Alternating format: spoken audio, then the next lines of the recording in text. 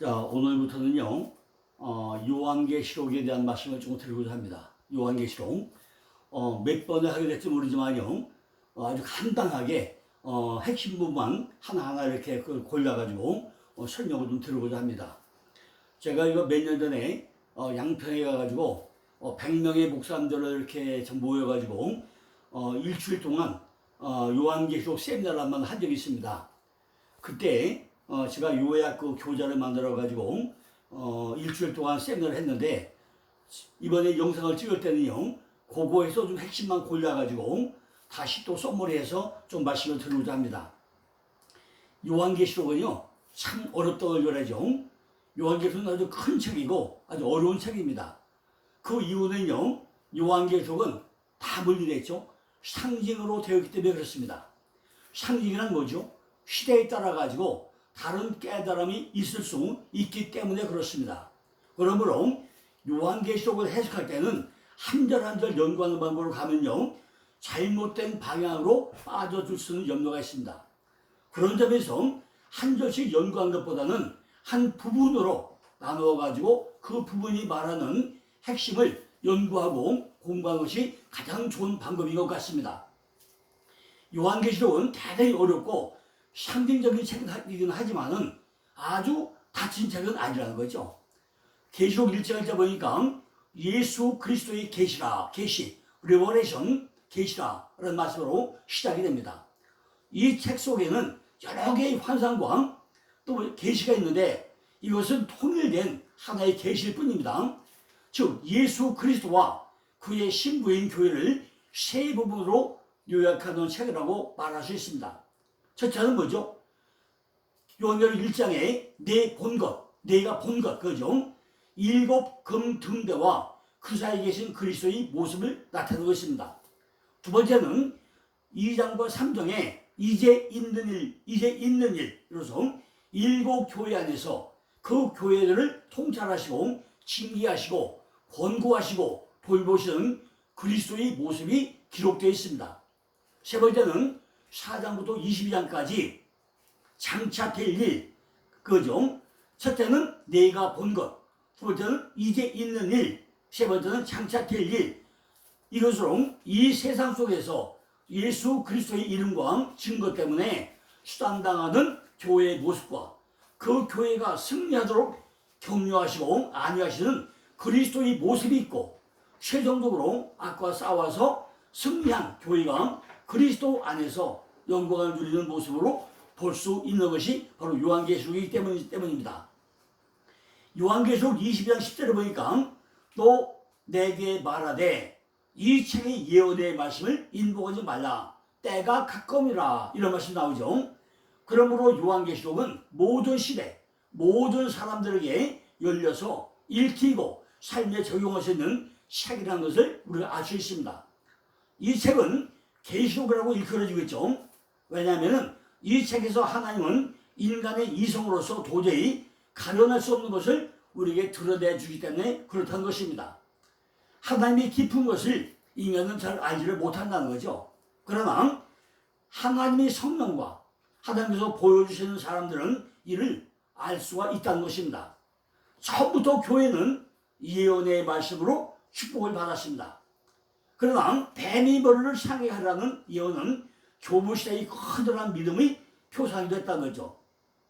앞으로 오실 메시아에 대한 많은 예언의 말씀이 있고 곧 구약성경의 복음을 말씀하고 있다는 것입니다. 그리스도께서는 예루살렘의 멸망을 예언하셨고 그 말씀이 언제 이루어질 것인가에 대해서 말씀하고 있다는 거죠. 그는 사도 요한에게 계시록을 기록하도록 명하셨고 교회들에게 그 말씀을 전하라고 또 명령을 했다는 거죠. 이 말씀은 종말에 일어나는 중요한 사건들을 예시로서 그 백성들의 믿음을 유지시켜주고 그들의 희망에 자리 잡아주고자 하는 그런 것이었습니다. 우리가 요한계시록을 공부하고 삶에 적용하는 사람에게는 위대한 축복이 약속되어 있다는 것입니다. 요한계시록 1장 3절 보니까 이 예언의 말씀을 읽는 자 아나키노스코 듣는 자 아쿠오 듣는 자들과 그 가운데 그로를 지키는 자 테레오 복이 있나니 마카리오스 때가 가깝다 카이로스 이렇게 기록되었습니다. 로고스 아나티노스코 아쿠오 테레오 또 마카리오스 카이로스 이런 단어가 나옵니다. 그러므로 요한계시록은 우리가 먼저 읽어야 한다는 것입니다. 이때 어떻게 해요? 단어 하나를 아주 자세히 또 문장으로 잘 읽어야 한다는 것입니다.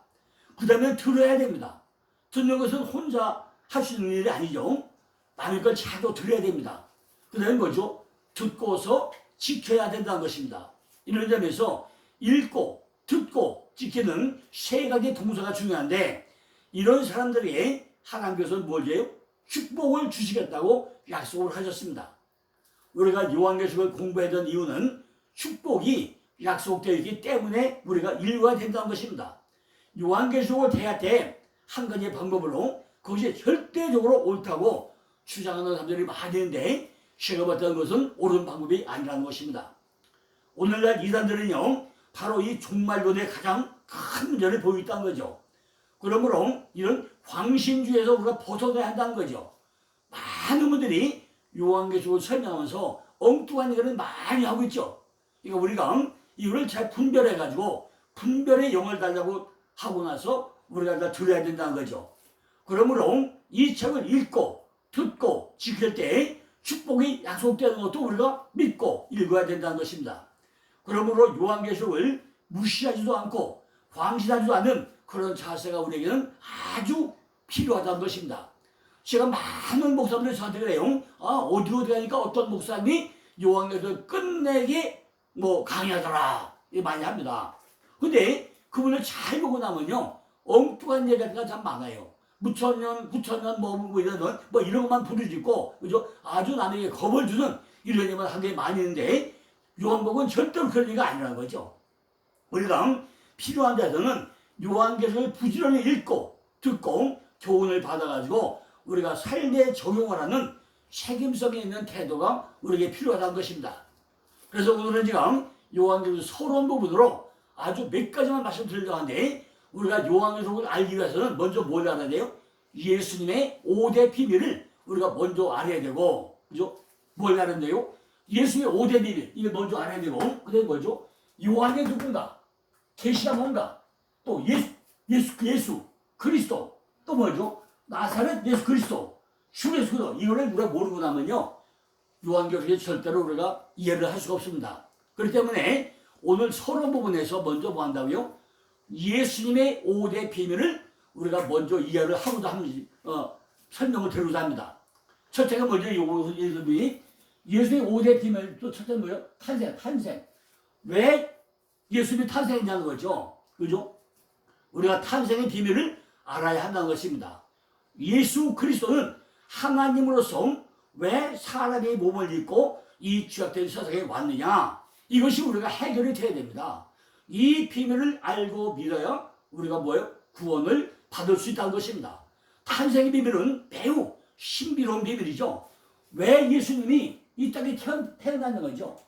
왜 하나님이 아들로 태어나서 이 땅에 왔느냐는 거죠. 히브리서 9장 10절에 보니까 사람이 육신으로 한 번 태어나면 2번 죽는다고 합니다. 그러나 사람이 육신으로 한 번 태어나면 또 육이 죽고 영이 거듭나야 되는데 이것이 무슨 얘기냐는 거죠. 탄생의 비밀은 우리가 성령으로 또 태어나는 영의 탄생, 거듭남의 비밀을 주게 된다. 그러니까 나도 2번 나야 돼요. 육으로 태어나고 영으로 태어나고. 그게 뭐죠? 영의 탄생이죠. 영 탄생입니다. 그러면 어떻게 되죠? 우리가 영적으로 살려면 어떻게 되나요? 나도 십자가에 달려. 나도 십자가에 죽어야 된다는 거죠. 어떻게? 6월절 피 흘려서 나도 십자가에 죽어야 된다는 것입니다. 이것이 두 번째 뭐죠? 십자가의 비밀입니다. 첫째는 뭐죠? 탄생의 비밀이고 둘째는 십자가의 비밀입니다. 로마서 3장 10절로 11절에 보니까 사람은 누구나 다 죄인이라고 합니다. 죄인. 로마서 6장 23절에 보니까 죄의 시작은 사망이라고 합니다. 죄에서 사망. 그렇다면 그리스도께서 십자가에서 피 흘리며 돌아가신 속죄의 죄사가 뭐냐는 거죠.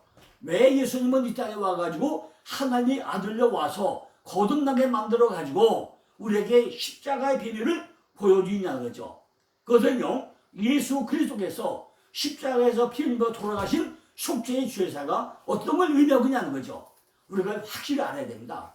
이 피를 의지하는 자만이 유월절을 넘어가는 은혜를 받게 된다는 것입니다. 죽음으로 속죄한 우리의 죄를 위해 가지고 십자가에서 영원한 제물이 되신 예수 그리스도를 믿는 것이 진정한 믿음이고 죄 사함을 받고 구원을 받는 길이라는 것을 우리에게 말씀해 주고 있습니다. 그죠? 그렇다면 우리가 뭐죠? 갈라디아 2:4절 뭐죠? 사도 바울이 뭐라고 하죠? 나는 그리스도와 함께 내 안에서 십자가에 못 박혔다고 설명하고 있지 않습니까? 그럼 우리도 내가 십자가에 달려봤습니까? 2000년 전 골고다 내가 십자가에 달려봤습니까? 우리가 십자가에 나도 죽어야 되는데 내가 어디서 죽는다는 것입니까? 내가 6월절 사건을 지켜야 되는데 우리 어디서 죽는다고요? 우리도 사도 바울과 똑같이 내 안에서 그리스도와 함께 내 안에서 십자가에 박혀야 된다는데 우리는 뭘 생각한다고요?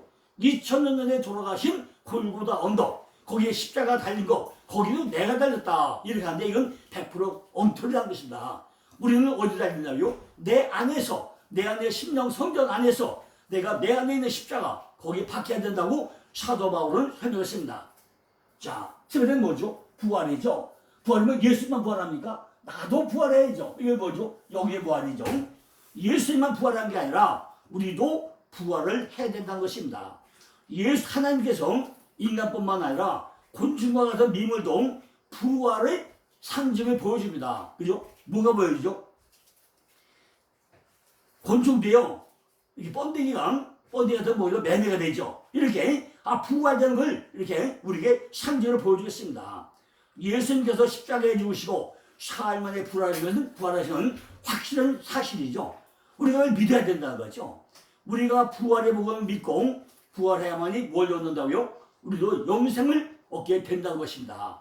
창세기 7장 가운데 10장은 뭐죠? 그 씨가 땅속에 묻히고 썩고 죽어야 싹이 나서 꽃이 피고 열매가 만들어서 영생을 사는 것 같이 우리도 땅속에서 죽어야, 십자가에서 내가 죽어야 나도 부활한다는 것을 우리가 믿어야 된다는 것입니다. 그러니까 부활은 예수만 부활이 아니라 나도 십자가에서 죽어가지고 나도 영적인 부활이 이루어가야 된다는 것이죠. 우리가 부활의 복음을 믿고 부활해야 우리가 뭐냐? 영생을 얻는다는 것입니다. 우리는 영광, 육의 부활을 해야 된다는 것입니다. 자, 네 번째는 뭐죠? 승천이죠. 하나님은 예수님만 승천했습니까? 그 집이 어디죠? 예수님이 내가 가면은 집을 예비하고 올게. 그 집이 누구 집이죠? 누구를 거하게 할 집이 예비하고 간다는 거죠? 바로 승천의 비밀이죠. 바울은 변화되기 전에는 사울로 바리새인이자 유대인이 종교 지도자였습니다. 그러나 부활된 예수를 만나고 나서 완전히 바뀌게 됐다는 거죠. 우리도 부활된 예수를 만나고 나면은 그냥 문자적으로 예수의 부활했구나 그것이 아니라 나도 십자가를 죽고 나면은 나도 부활해야 된다. 이걸 우리가 확실하게 믿어야 된다는 것입니다.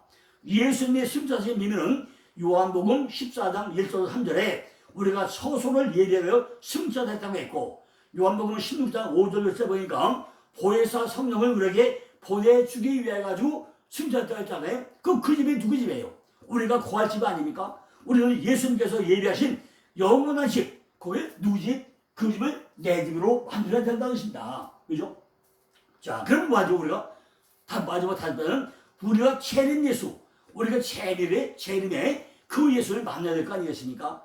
과거에 오신 예수님은 죄인들을 위해 가지고 구세주로 오셨고, 현재의 예수님은 영으로 오셨고, 미래의 예수님은 부활하신 몸을 지닌 영광의 주로 우리에게 오신 걸로 확실하게 믿어야 된다 하십니다.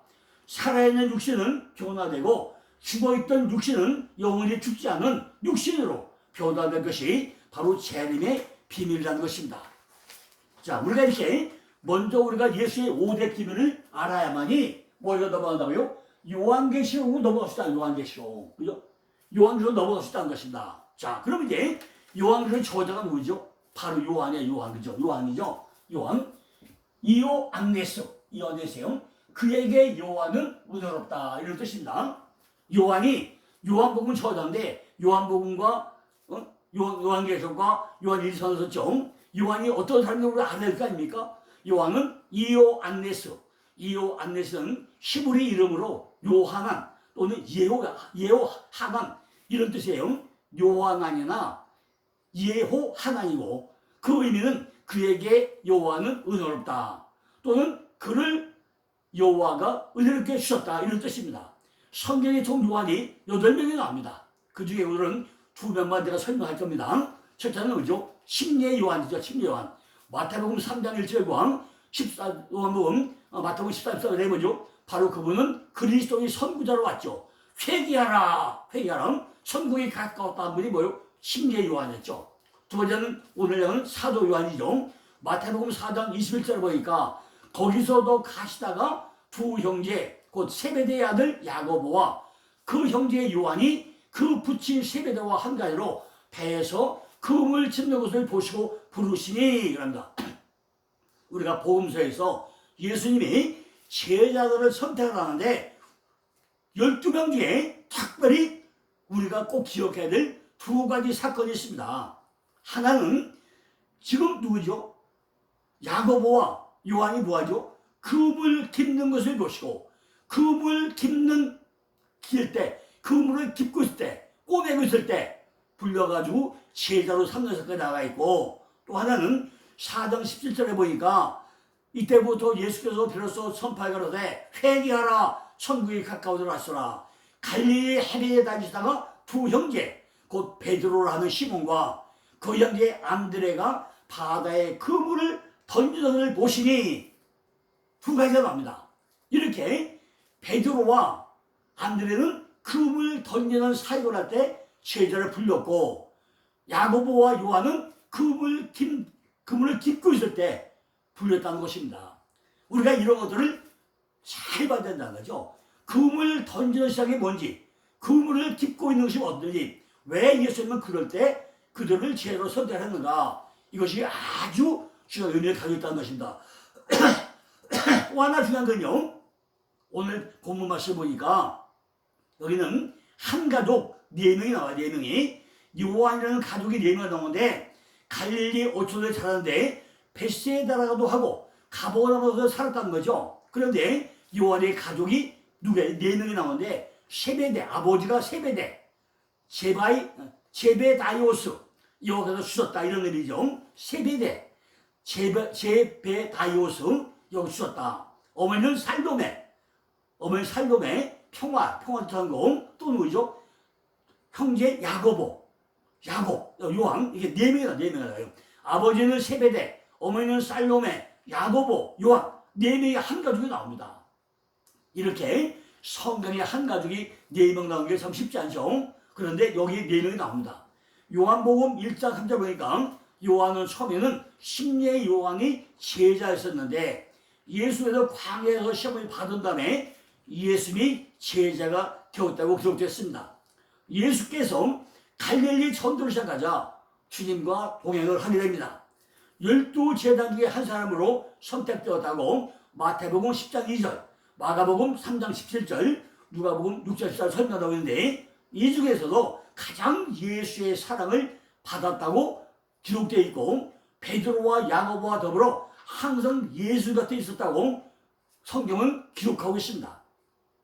누가복음 8장 49절 56절을 보니까 야이로의 딸 사건 때도 또 마태복음 17장 1절로 8절에 산상변화 사건 때도 마가복음 14장 31절 42절에 겟세마네 동산 기도 때도 반드시 주님 옆에 있는 것을 예수의 허락을 받았다는 것입니다. 또 하나는 뭐죠?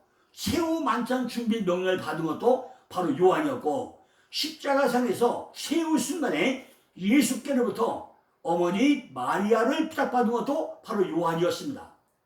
요한에게는 모순된 2가지 성격이 있었는데 하나는 내성적이었던 것 같고 두 번째는 아주 청결적이고 과격한 일면도 있었던 것 같습니다.